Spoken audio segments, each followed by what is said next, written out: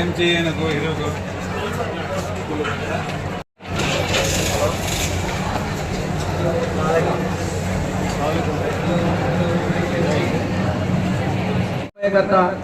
గౌరవనీయులు మక్బుల్ అహ్మద్ అన్న గారికి అలాగే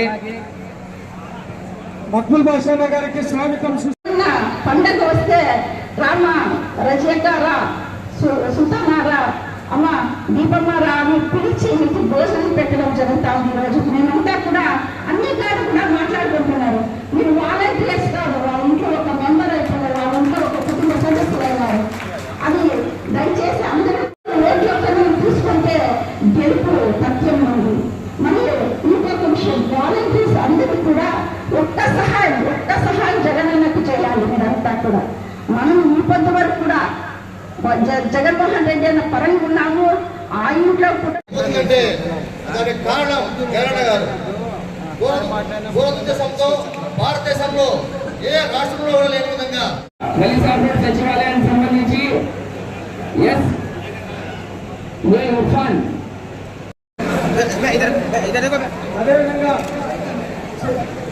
కార్యక్రమంలో వాలంటీర్లకు ముఖ్యంగా సేవాభద్ర అంటే ముఖ్యమైన పాత్ర పోషిస్తున్నటువంటి చెప్పడంతో ధన్యవాదాలు తెలియజేయాలని కోరుతున్నాం.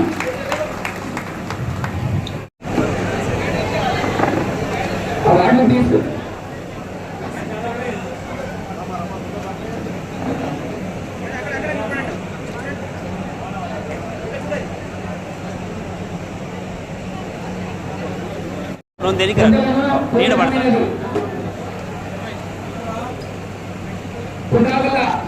సచివాలయానికి సంబంధించి బండ్లపల్లి సుకన్య సేవారత్న అవార్డు తీసుకోవడానికి వేదిక మీద రావాల్సిందిగా తెలియజేస్తున్నాము.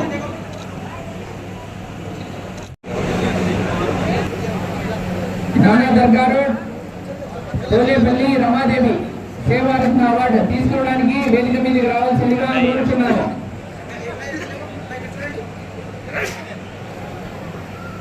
అందరూ చప్పట్లతో అందరూ స్వాగతం చెప్పాలని, ఇలాంటి అవార్డులు ప్రతి ఒక్క వాలంటీర్ తీసుకోవాలని కోరుకుంటూ ధన్యవాదాలు తెలియజేస్తున్నాం.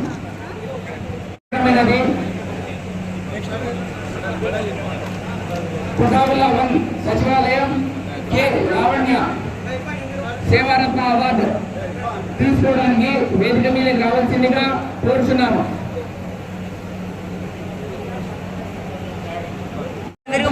సత్కరించి సర్టిఫికేట్ ప్రదానం చేయాలని కోరుతున్నాము.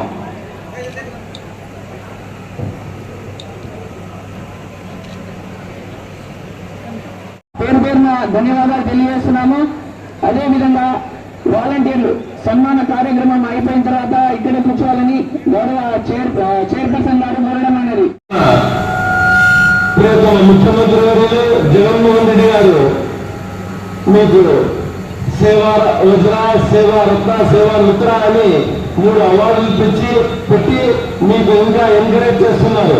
మీకు గౌరవేతనం ఇస్తున్నారు. అది కాక మీరు చేస్తున్న సేవలకు మీరు ఉన్న ఈ గుణం ఏదైతే సర్వీస్ ఫోటో ఉంటే దానికి ఆయన మెచ్చుకొని అవార్డులు పెట్టడం జరిగింది. దానికి గాను నేను ఈరోజు ఇక్కడ హాజరైనందుకు నాకు చాలా సంతోషం ఉంది. మీకు అందరికీ శుభాకాంక్షలు తెలుసుకుంటున్నాను. మా వాలంటీర్లో చాలా జోష్ తగ్గిందని అనుకుంటున్నాను. ఇప్పుడు తప్పట్లు నలుగురు కోరితే ఎంత శబ్దం వస్తుందో అది వస్తుంది. ఈ వాలంటీర్ వ్యవస్థ ఈ జగనన్న ఖచ్చితంగా ఈ జగనన్న గురించి మేము చెప్పేటప్పుడు ఈ వాలంటీర్ వ్యవస్థ గురించి మాట్లాడేటప్పుడు మీరందరూ మీ గురించి మాట్లాడుతున్నారు కాబట్టి చాలా మీరు ఎక్కువ ఎంకరేజ్మెంట్ ఎక్కువ జోష్ మీరందరూ తెచ్చుకోవాలని, అలాగే మీరందరూ చేసిన సేవలు ఇంకా చేయాలని. ఎందుకంటే ఈ వాలంటీర్ వ్యవస్థ యొక్క జగనన్న ప్రభుత్వం ఉంటేనే ఈ వాలంటీర్ వ్యవస్థ ఉంటుంది. లేకపోతే దొంగలు ముఠాలు వస్తే ఈ వాలంటీర్ వ్యవస్థ ఈ సేవా గుణం కలిగిన ప్రతి ఒక్కరూ వీళ్ళ పరిమితమవుతారని మీకందరికీ సమావేశంగా తెలియజేసుకుంటున్నాను.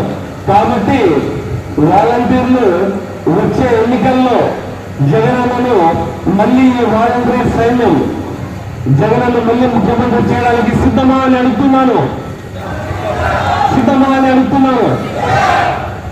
కాబట్టి మీరందరూ ఈ ఎందుకంటే వాలంటీర్ వ్యవస్థ గురించి చేసిన సేవలకు ఈ భక్తులు చాలా ఎక్కువ చెప్పేస్తున్నారు.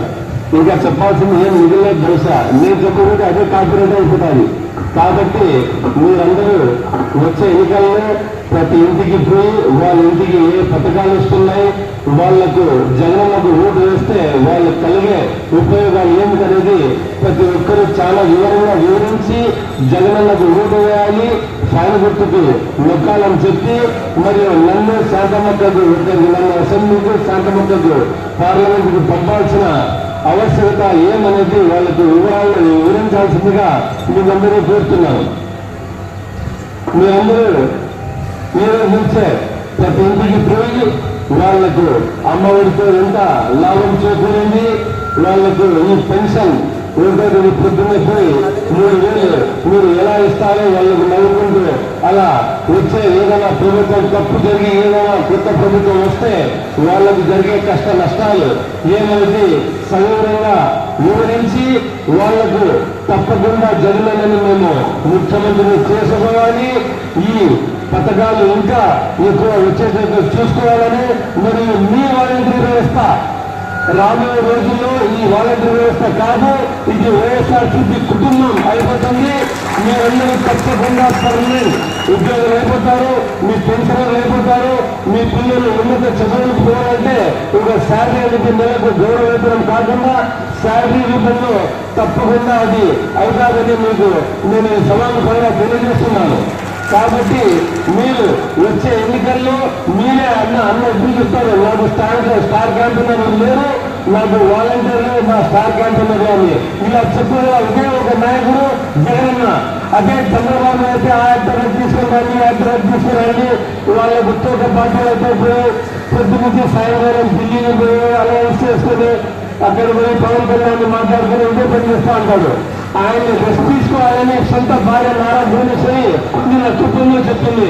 30 సంవత్సరాల నుంచి నారా చంద్రబాబు నాయుడు చాలా కష్టపడ్డారు, ఇప్పుడు ఆయనకి ఇంటికి పరిమితం చేద్దాం, ఆయనకి రెస్ట్ ఇద్దామని. కాబట్టి ఆయనకి రెస్ట్ ఇద్దామని సొంత భార్య చెప్పిందంటే ఇంకా రాష్ట్ర ప్రజలు ఎప్పుడు నిశ్చయించుకున్నారు ఆయనకి రెస్ట్ ఇచ్చేదానికి. దానికి కానీ మీరు ఆయనకి రెస్ట్ ఇచ్చేదాంట్లో మీరందరూ తోడ్పడాలని, ఆయనకి ఇంటికి పంపించాలని మీరందరినీ కోరుతూ వచ్చే ఎన్నికల్లో ప్రతి ఒక్కరికి ఫ్యాన్